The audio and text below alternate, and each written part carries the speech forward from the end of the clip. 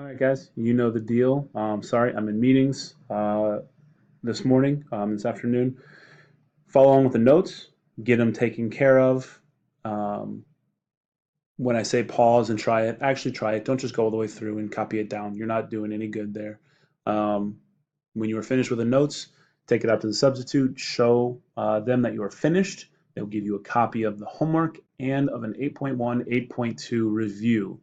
Just everything we've worked on for the last couple of days. You have the rest of the period to work on that.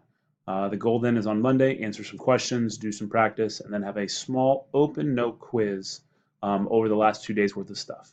Again, that's the goal. If you end up having questions, make sure you come and see me tomorrow morning in office hours at 7:30 or during Eagle period. You can also go to Math Lab. Okay, don't put it off and be like, I didn't understand it. Like, get your butt and come see me. Okay, so here are the notes. To factor and solve equations, okay, we're going to do the first thing here. We're going to factor out an expression. First thing we need is we need to find the GCF of those three things. Okay, well, the GCF of those three things is 4x squared y squared. And so what we're going to do is we're going to divide it everywhere. And I lied. It's not 4. It should be 2. That's my fault. Sorry. Okay, we're going to divide every one of those things by 2x squared y squared. Divide by 2x squared y squared. Divide by 2x squared y squared. So you take out your GCF and you put it in front. And when you divide 6x to the fourth y squared by 2x squared y squared, 6 divided by 2 is 3x squared. When you divide this by 2x squared y squared, you get plus 6x to the third y. When you divide this by 2x squared y squared, you just end up with minus 2. The way we can check to make sure we're doing it right is we take this and we distribute it back in. 2 times 3 is 6x to the fourth y squared. Great. Multiply here, you get 12x to the fifth y to the third. Woohoo. Over here, multiply it, you get negative 4x squared y squared. That's what we're doing. We're doing the reverse of last chapter. Okay, so let's try a little bit here. Okay, let's look at A. We got to find the GCF. The GCF between those two terms is 9y. But now if you divide it by 9y, you've got 3y. Divide this by 9y, and you get plus 2. And that's it. That's what we got. Okay, let's look here at B. Okay, our GCF here is going to be 2ab. So if you divide it by 2ab, you're left with negative 2a minus 4b.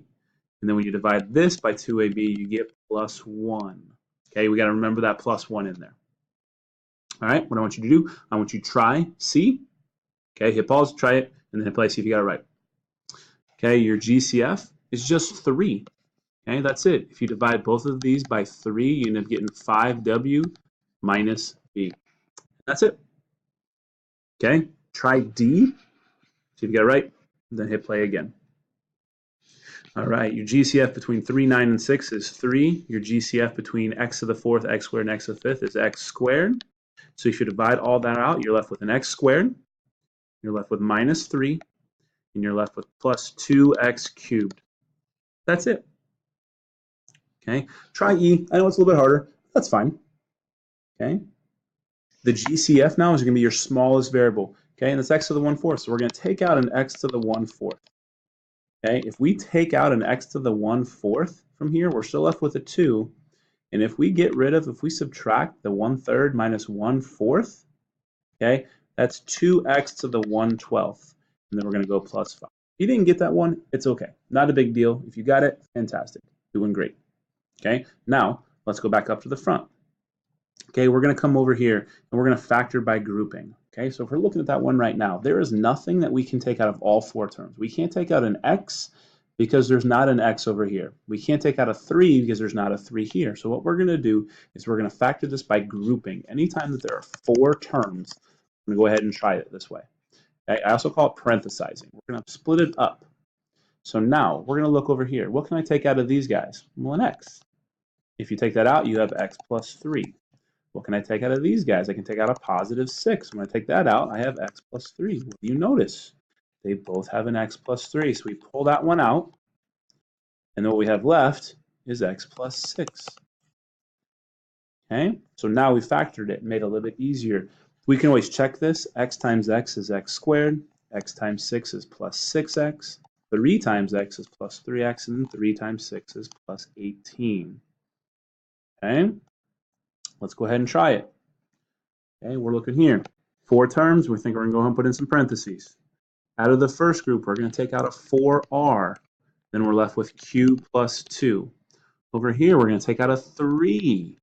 And we're left with q plus 2. Now, if you notice, we have a q plus 2 in common. And we have a 4r plus 3 left over. Okay, why don't you try the next one? See if you can get it right. All right, put your parentheses in here. We're going to take out a c, and we're left with 1 minus 2d. Over here, we're going to take out a positive 4, and we're left with 1 minus 2d. You notice they both have 1 minus 2d. You're left with c plus 4, and there's your answer. If you find out that these are not the same, you screwed up. You didn't do it right.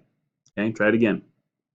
Now, try C. There's a little bit of a wrinkle. I'm going to see if you can figure it out. And if you can, great. If not, okay. All right, put your parentheses in here. From the first one, I'm going to take out an n, and I'm left with r plus 5. Okay, now what you should do is you should take out, there's nothing they have in common, so we're going to take out a minus 1. Well, if we divide this guy by negative 1, we're left with r plus 5. Okay, now they're the same, so it's r plus 5, and then it's n minus 1. So there's a little bit of a trick there because there's nothing in common, so we take out a 1, but because that guy was a negative, a minus sign, we have to take out a negative 1. Okay, now we're going back up to the front. Okay, we're going to finish up these notes. Make sure, so if we're trying to solve something, if there's an equal sign, we need to set the equations equal to 0. Okay, what we're going to do is we're going to factor out the GCF. Okay, we're going to factor out the GCF to simplify the equation, and then we're going to set each factor equal to 0. So if we're looking at this first one, we got to set it equal to 0, so we're going to subtract 10x. That means 4x squared minus 10x equals 0. So we're going to factor out our GCF, which is a 2x. And if you take out a 2x, you get 2x minus 5 left over. Okay, this is called the zero product property. If you have two things that are multiplied together to get 0, they both have to be 0. So we say 2x equals 0. We say 2x minus 5 equals 0. Well, this guy, if you divide by 2, you get x equals 0. That's one of our answers. Over here, we're going to add 5. You get 2x is equal to 5. Divide by 2. And you get x equals 5 halves. That's our other answers. Okay, so if you check, 4 times 5 halves squared is the same thing as saying 10 times 5 halves. They both end up equaling 25. Okay, so let's go to the last page. Let's try a couple solving things we can do. Okay, number 1, you got to take out your GCF. If you take out your GCF, it's going to be 4p, and then you're left with a p minus 2. That equals 0. Okay, so now we set both of those equal to 0. 4p is 0. P minus 2 is 0. Divide by 4, that means p is equal to 0. Add 2, that means p is equal to 2. There are your two answers. Okay, let's look over here. What do we have in common? We have an x. We're going to take out an x, and we're left with x squared plus 5 equals 0. So we set them both equal to 0. X equals 0, and x squared plus 5 equals 0. So here's one of our answers. X is 0. That's great. Now, don't worry about this one. We don't know how to solve this one yet. We're going to learn how to do it, okay, in about a month. Okay, so don't have to worry about going far from there. Once you try C, okay, make sure you get it equal to 0. Go ahead and solve it. All right, your first step should have been 8x squared minus 12x equals 0. Take out that GCF, which is a 4x. You're left with 2x minus 3 equals 0. Now set them both equal. 4x is 0. 2x minus 3 is 0. If we divide this one by 4, you get x equals 0. There's one of our answers. Add 3. So 2x is 3, and then if you divide by 2, you get x is 3 halves. That's your other answer. Yeah, you could write 1.5, but just leave it 3 halves. Okay? You might be thinking, is the answer always going to be 0? Not necessarily. Okay? It just happens to be on the ones that we've done so far. Okay? But it's not always going to be 0. So now, you should have an idea to be able to try the homework. Try the 8.2 worksheet. Okay? Get started on it. You also have that little, that's what you need to do in class. Okay? That should be done by the end of class. We have an hour and a half. If you don't, you spend too much time on your phone and you're not paying attention. And then I don't care. Get it done. Your homework is that 8.1 to 8.2 review sheet. The answers are already posted online to double check. Okay? But have that finished, ready to go. It might be very useful to have it for this open note quiz that we're going to have on Monday. If you have questions, see me tomorrow morning Office hours at 7:30. Eagle period at 2 o'clock. Otherwise, take care. Have a great day. And I'll see you later.